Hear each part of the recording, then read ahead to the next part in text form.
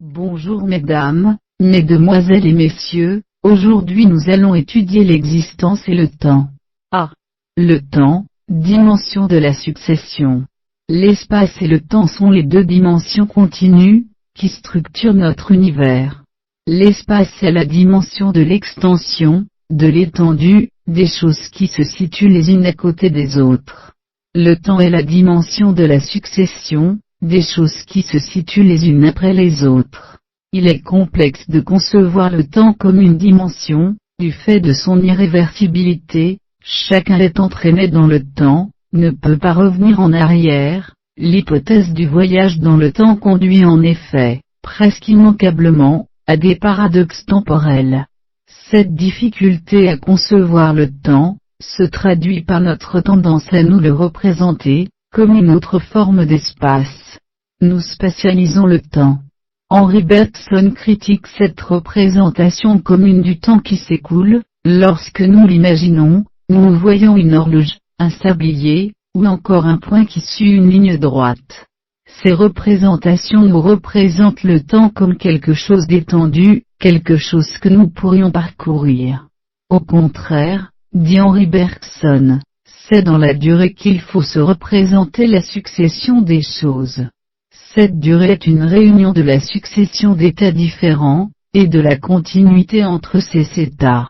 Les choses s'écoulent sans passer d'un stade A à un stade B, il est impossible de dire à quel moment exactement les choses ont changé, et pourtant, elles ne sont plus les mêmes. La durée se saisit par le biais de l'intuition, qu'Henri Bergson oppose à la pensée discursive. B. L'énigme de l'instant présent. Bien avant Henri Bergson, saint Augustin relevait lui-même les paradoxes vertigineux dans lesquels peut nous plonger la réflexion sur le temps. Quand personne ne me demande ce qu'est le temps, je le sais. Mais lorsqu'on me le demande, je ne le sais plus. En effet, le passé étant par définition ce qui n'est plus, et le futur ce qui n'est pas encore, la seule chose réelle est l'instant présent. Mais cet instant présent lui-même est insaisissable. Sitôt que je dis maintenant, ce maintenant est déjà perdu dans le passé. Cela veut dire qu'un instant, à la fois, elle n'est pas dans le temps. Comment alors peut-on s'accrocher à quoi que ce soit de consistant, de réel? Le temps a-t-il cette dimension à la fois nécessaire, incompréhensible et qui engloutit inévitablement la moindre des réalités? Le temps, cadre et menace de l'existence. A. Définir et percevoir notre existence. Le mot d'existence peut sembler extrêmement difficile à définir autrement que par un pléonasme, le fait d'exister, d'être là, de ne pas être inexistant. L'être ou l'existence est une propriété si générale, qu'il semble impossible de la spécifier. Depuis la métaphysique antique, on tente de proposer des concepts qui traduisent les différents modes d'existence. Le premier d'entre eux est celui de la substance, dont Aristote a proposé une caractérisation précise. La substance, c'est littéralement ce qui demeure en dessous des changements des qualités, qu'Aristote appelle des accidents, par exemple le poids, la couleur, le son, l'aspect visuel général, etc. Pour se représenter le mouvement ou le changement, par exemple, nous présupposons forcément que quelque chose est en train de bouger ou de changer, quelque chose qui, par soi, est donc permanent. Ce quelque chose est la substance. Mais cette permanence, pour les substances appartenant aux sensibles, nous-mêmes, les objets particuliers qui nous entourent, n'est pas une éternité.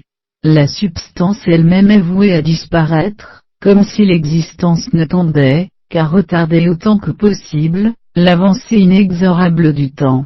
Comme le dit Aristote, le temps est la mesure du changement, ou du mouvement, selon l'avant et l'après. Le temps comme dimension essentielle de la conscience. Cependant, le temps n'est pas qu'une puissance antagoniste de la conscience de notre existence, il est le milieu même dans lequel cette conscience se déploie. Notre conscience de l'existence n'est pas spatiale, l'activité de notre esprit ne se mesure pas dans l'extension, elle s'observe dans la succession. Emmanuel Kant définit précisément le temps, comme la forme du sens interne, c'est-à-dire de l'intuition que nous avons de nous-mêmes et de notre état intérieur. En effet, notre état interne se déploie uniquement selon le temps, c'est selon le temps que nos représentations sont mises en relation les unes avec les autres. Du même coup, il nous est très difficile de nous le représenter autrement que de façon spatiale. On retrouve donc ici la critique de Bergson, pour lequel la conscience est ce par quoi nous est délivrée l'intuition de la durée, l'évolution de nos états d'âme, de nos sentiments, s'effectue selon ce mélange de succession et de continuité qu'est la durée. Pour prendre conscience de la spécificité de la durée par rapport au temps spatialisé, il faut rediriger notre intuition sur notre conscience, et la façon dont nous vivons intérieurement son déploiement. Selon Henri Bergson, du point de vue de la conscience, le vécu du présent est toujours chargé du passé et gros de l'avenir. Il y a un mélange de continuité indissoluble, et de succession divisible, en avant et après. C'est l'angoisse issue de notre finitude. Il y a donc quelque chose de très paradoxal dans le fait que le temps est à la fois ce à quoi résiste la permanence de la substance, et le cadre même dans lequel notre vie spirituelle se développe. Ce paradoxe est évidemment source d'un sentiment intense de précarité et d'appréhension. On peut parler d'angoisse existentielle, dans la mesure où elle découle directement du sentiment de notre existence. Martin Heidegger se représente l'existence propre à l'homme, comme celle d'un être pour la mort, ou être vers la mort hanté par une angoisse profonde. L'angoisse, c'est ce sentiment qui est dirigé vers une absence d'être, vers un objet négatif ou très indistinct.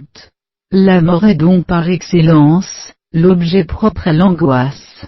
Derrière celle-ci se trouve la conscience de notre finitude, c'est-à-dire la prise de conscience du fait que nous sommes finis, et pas éternels. Selon Heidegger, notre existence en tant qu'être pour la mort, est caractérisée par le souci d'être, une inquiétude. Il faut assumer cette angoisse elle-même afin de se réapproprier la mort dans une conscience authentique. L'homme est l'être qui assume sa finitude, et donc convertit-le vers la mort en pour la mort, au sens où, grâce à cette conscience de sa propre mort, il peut donner à sa vie de mortel un sens plus authentique. Pensons au sens valorisant du sacrifice, de faire don de sa vie pour vivre vraiment. 3. L'existence comme assomption de la temporalité. A. La vie dans l'instant présent est-on cependant voué à éprouver notre existence, comme un chemin précaire qui nous procure une angoisse constante? La certitude de la mort doit-elle peser sur la façon dont nous éprouvons l'existence? Si l'alternative est entre une dénégation, illusoire, de la mort et la reconnaissance de cette certitude, il semble que ce soit le cas. La philosophie épicurienne propose cependant d'assumer notre mortalité sans pour autant en éprouver une angoisse ou une peine lancinante. La mort n'est rien, en effet, lorsque nous existons, la mort n'est pas là, et lorsque la mort est là, nous n'existons plus. La physique atomiste affirme en effet, que la mort de l'âme correspond à la dispersion des atomes qui la composent, aucune sensation n'est plus alors possible, donc aucun sentiment de bien ni de mal. Il ne faut donc accorder à la mort aucune valeur, ni bonne ni mauvaise. Dès lors, seul l'instant présent s'offre à nous, comme le moyen de jouir de l'existence. La conscience de la mort joue dans l'épicurisme le rôle d'une invitation à ne pas y penser. Il faut avoir conscience de ce qu'est la mort pour justement accorder sa pleine valeur à l'instant présent et en jouir pleinement. Bien mourir, c'est justement ne pas se préoccuper de la mort, c'est chercher avant toute chose à bien vivre. B. Le renouvellement constant du projet existentiel. Sartre définit l'existence comme un projet, établissant une relation entre l'existence, se trouver en dehors de soi, et le projet, le fait de se jeter en avant. Il propose de penser cette limite qu'est la mort à partir de la liberté absolue, qui caractérise notre condition. La mort comme limite doit être assumée, mais elle n'est pas une expérience que je peux faire, elle est un irréalisable qui pourtant, arrivera avec certitude et se trouve à l'horizon de tous mes projets. Jean-Paul Sartre l'anomme l'irréalisable à réaliser. Ainsi la mort n'est pas un obstacle à mes projets, parce qu'elle est irréalisable, elle n'est pas une possibilité parmi d'autres pour moi, mais la limite de toute possibilité. Ainsi, lorsque la liberté se manifeste dans nos projets existentiels, la mort n'a pas sa place, elle n'y apportera strictement rien et jouerait le rôle d'un obstacle stérile. Cela n'est pas, de la part de Sartre, une invitation à l'imprudence, pas plus que chez Épicure. Cela signifie que le mouvement de l'existence, qui est un projet libre constamment renouvelé, ne peut se concentrer sur une inquiétude vis-à-vis de la mort. C'est une préoccupation vaine, illusoire et inhibitrice. Selon Jean-Paul Sartre, je ne suis pas libre pour mourir, mais je suis un libre mortel. La mort est une certitude mais notre action en est indépendante. Je vous en remercie. Bonjour mesdames.